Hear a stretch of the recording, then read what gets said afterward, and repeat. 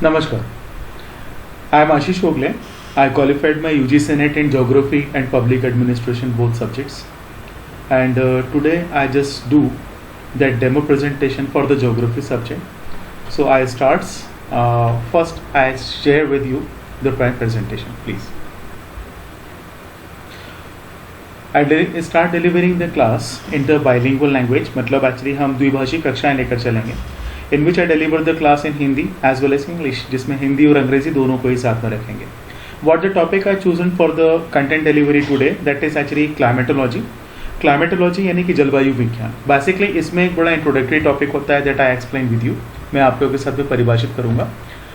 And it is the composition and structure of the atmosphere. ये है वायुमंडल की रचना तथा संरचना. हम इस टॉपिक पर बात करेंगे.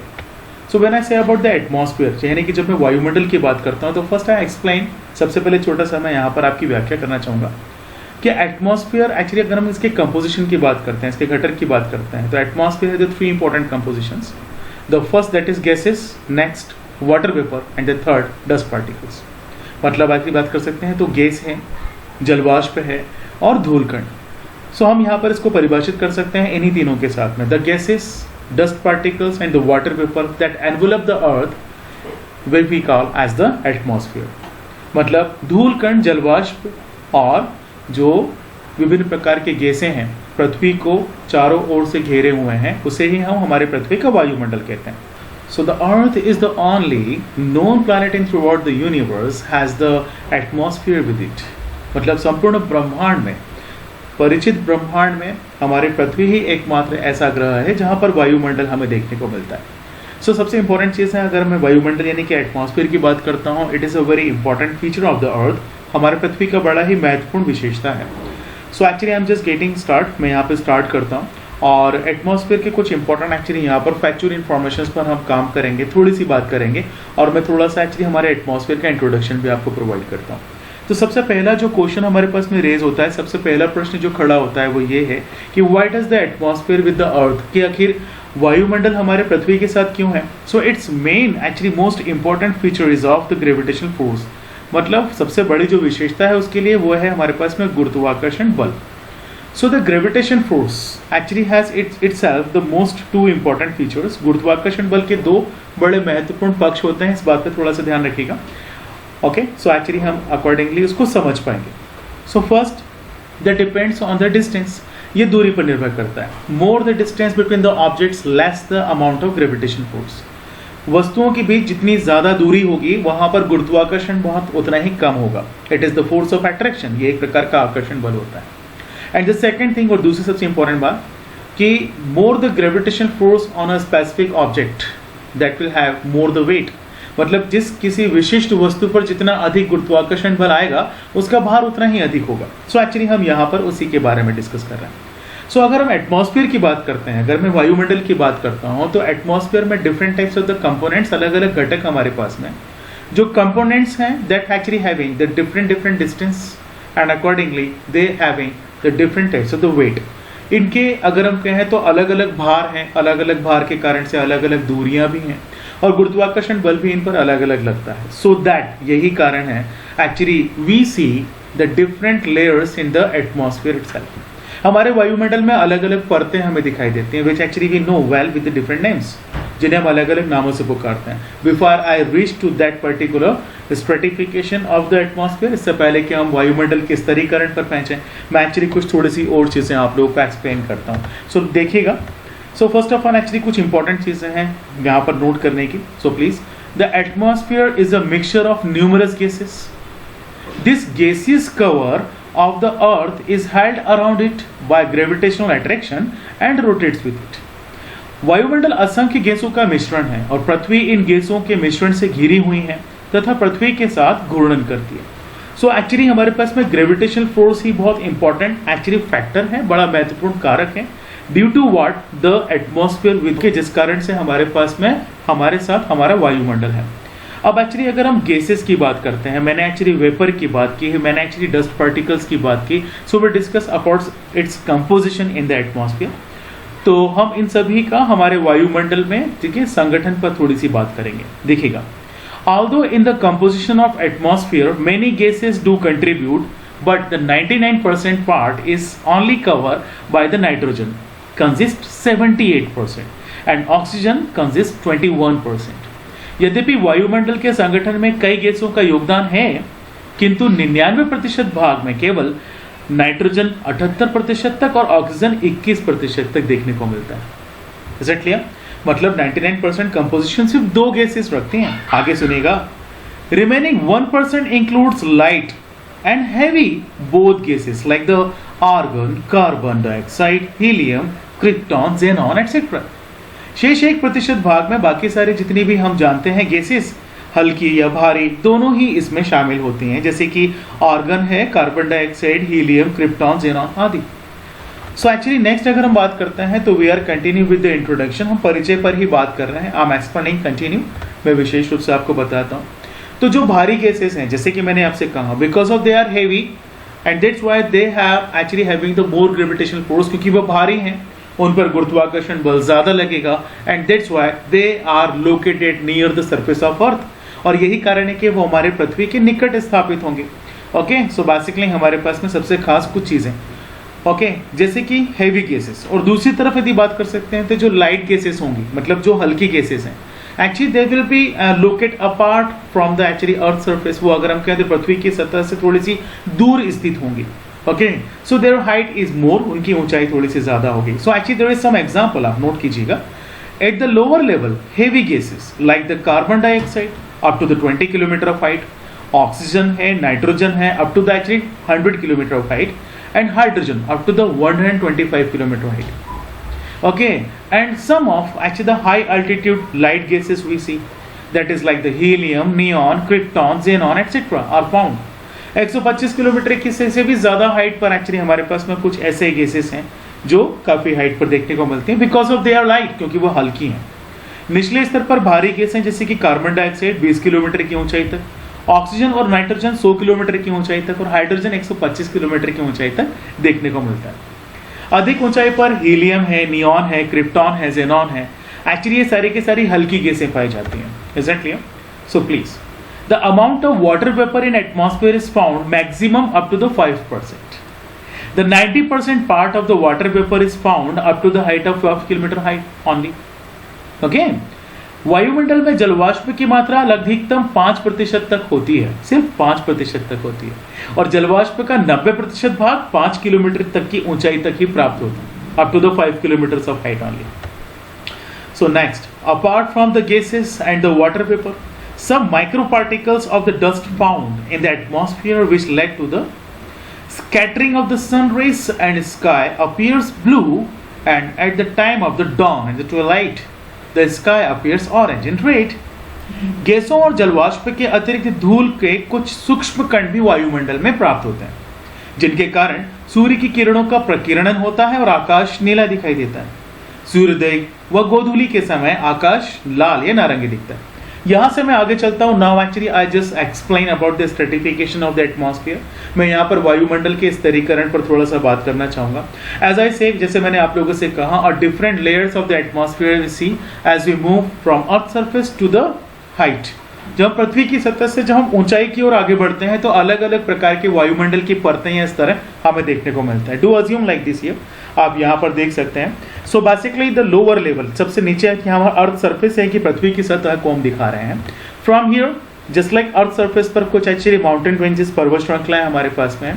From here as we move upwards, जैसे जैसे हम ऊपर की तरफ जाएंगे, actually according to the height the different types of the layers of the atmosphere we see. हमारे पास में वायुमंडल के ऊंचाई के साथ साथ जाते जाते हमारे पास में इनकी अलग अलग परतें भी दिखाई देंगी। सबसे इंपॉर्टेंट एक्चुअली अगर हम लोअर लेवल की बात करते हैं, यानी कि निचले स्तर की बात करेंगे, तो you will see the heavy components we see of the atmosphere. वायुमंडल के भारी घटक दिखाई देंगे हमको, है ना। और साथ ही साथ actually the more density in the atmosphere we also see in the lower level. और निचली परतों पर हमको वायुमंडल का घनत्व भी ज्यादा दिखाई देगा। So please look here, up to the 6 to 16 kilometre of height, 6 से 16 किलोमीटर की ऊंचाई तक जो एक्चुअली हमारे पास में लेयर ऑफ एटमॉस्फेयर है, यानी कि वायुमंडल का जो भाग होता है उसको हम ट्रोपोस्फेयर या क्षोभमंडल कहते हैं। From here up to the 50 kilometre of height, 50 kilometre की ऊंचाई तक जाते हैं, the part we called as the stratosphere, इसे हम समताप मंडल कहते हैं। Up to the height of 90 kilometres, 90 kilometre की हाइट तक जाने पर the particular part we called mesosphere, इसे हम मध्यमंडल कहते हैं। And then up to the height of 650 kilometre, 650 kilometre की ऊंचाई तक जाने पर the part comes we call them as the ionosphere, जो भाग आता है इसे हम आयन मंडल कहते हैं। And above to that there is the exosphere, इसके बाद में जो बात आता है वो आता है बाह्यमंडल। मैं सबसे पहले आपको बताना चाहूंगा exosphere we consider as we are reach to the space. बाह्यमंडल हम ये मानते हैं कि लगभग हम अंतरिक्ष में पहुंच गए। तो सबसे खास एक्चुअली ट्रोपोस्फीयर में जैसे जैसे हम एक्चुअली ऊपर की तरफ आगे बढ़ रहे होते हैं, सो द टेम्परेचर हियर, यहाँ जो तापमान होता है दैट इज डिक्रीजिंग, तापमान कम होता जाता है। एज सिमिलर, बिल्कुल इसी प्रकार से as we move upwards in stratosphere, जैसे जैसे हम समताप मंडल में ऊपर चलते हैं, so the temperature is increasing, तापमान में बढ़ोतरी होती है। और जैसे जैसे मेसोस्फीयर में हम आते हैं और ऊपर की तरफ आगे बढ़ते जाते हैं, the temperature is decreasing again, यहाँ पुनः तापमान में कमी होती जाती है। And then as actually from 90 kilometre of height, 90 kilometre की ऊंचाई से जैसे जैसे हम लगातार ऊपर की तरफ आगे बढ़ रहे हैं into the ionosphere and even into the exosphere, मतलब हमारे पास में आयन मंडल के साथ साथ बाह्य मंडल में भी टेम्परेचर विल राइजिंग कंटिन्यूसली, यहाँ पर तापमान निरंतर बढ़ता ही जाता है। And that's why, because of actually temperature is continuously rising from ionosphere to the exosphere, क्योंकि आयन मंडल से लेकर के वायुमंडल तक तापमान निरंतर बढ़ता ही चला जा रहा है, so that actually the both of collectively ionosphere actually exosphere called also called as the thermosphere from 90 kilometre of height. और इसी कारण से 90 किलोमीटर की ऊंचाई के बाद में आयन मंडल और वायुमंडल दोनों को मिलाकर के हम तापमंडल के नाम से भी पुकारते हैं। सो एक सबसे खास नेक्स्ट बात मैं आपको बताना चाहूंगा कि when actually we enter from one to the another sphere, जब हम एक मंडल से दूसरे मंडल में प्रवेश करते हैं, so a region of 1 to 1.5 kilometre of transitional zone we found, मतलब एक संक्रमणीय क्षेत्र का 1 से 1.5 किलोमीटर का भाग ऐसा दिखाई देता है जो हमारे पास में आता है, विच doesn't show any specific feature of any of sphere, जो किसी भी मंडल के बड़े विशिष्ट लक्षणों को नहीं दिखा रहा है। So that actually we called as the pause, इसको हम कहते हैं सीमा। पॉज यानी कि सीमा हम कहते हैं। सीमा मतलब क्या हुआ, that is the boundary between the two layers in the atmosphere. ये वायुमंडल में दो परतों के बीच के अगर हम कहें तो एक प्रकार की सीमा है, बाउंड्री है।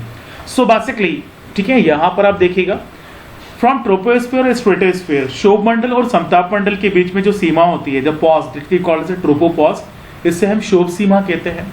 एंड देन स्ट्रेटोस्फीयर, मेसोस्फीयर, समताप मंडल मध्य मंडल के बीच में जो भाग है दैट इज स्ट्रेटोपॉज, इसको हम समताप मंडल कहते हैं। And then from mesosphere to the ionosphere, मध्य मंडल से आयन मंडल के बीच में जो भाग आता है दैट इज मेसोपॉज, इसे हम मध्य मंडल सीमा कहते हैं। And next from ionosphere to the exosphere, आयन मंडल से बाह्य मंडल के बीच में दैट इज आयनोपॉज, इसे हम आयन मंडल के नाम से, आयन मंडल सीमा के नाम से हम इसको पुकारते हैं। इसके अलावा एटमॉस्फेयर के अलग अलग लेयर्स की बड़ी इंपॉर्टेंट फीचर्स होते हैं। I just give you the some of in very short, मैं काफी शॉर्ट में आपको उसके सम अप देना चाहूंगा। So when I just come to the stratosphere, यानी कि जब हम समताप मंडल में आते हैं, तो most important feature between the height of 15 to 35 kilometre is the ozone layer we found.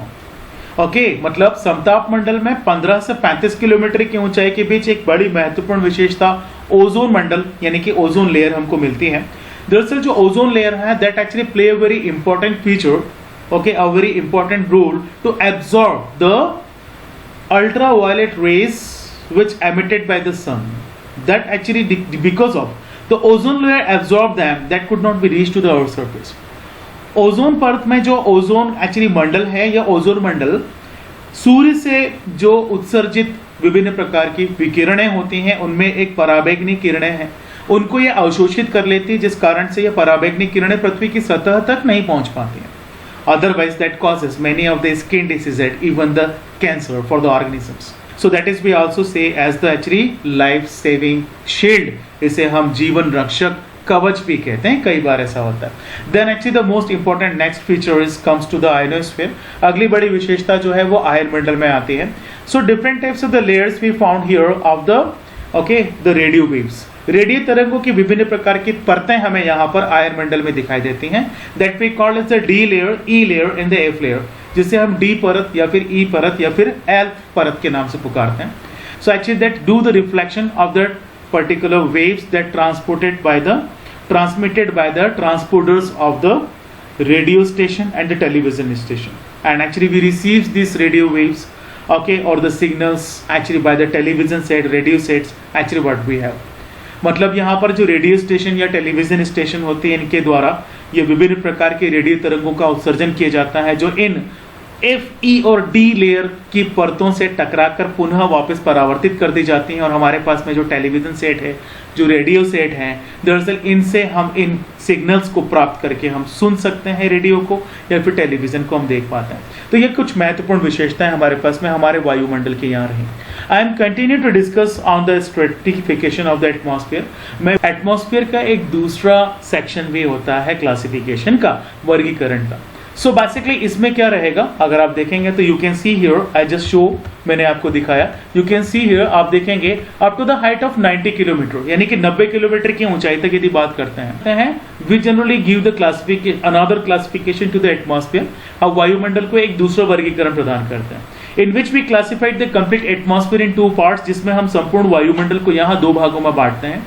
The first actually atmospheric layer that we call as the homosphere, पहली जो हमारे पास में वायुमंडलीय परत जो होती है उसको हम सममंडल के नाम से पुकारते हैं। And the second actually we call them as the heterosphere, इसे हम विषुवमंडल के नाम से पुकारते हैं। उसका रीजन क्या है, उसका रीजन ये आता है कि up to the 90 kilometre of height, 90 kilometre की ऊंचाई तक जब हम पहुंचते हैं, there is a very much similarity in the feature and composition of the atmosphere.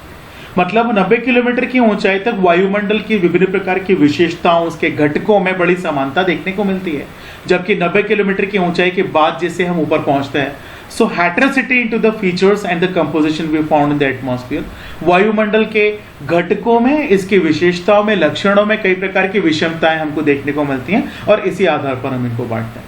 Is that clear? So basically यहाँ तक ला करके मैं आज की क्लास आप लोगों के सामने एंड करता हूँ। Thank you so much and thanks a lot.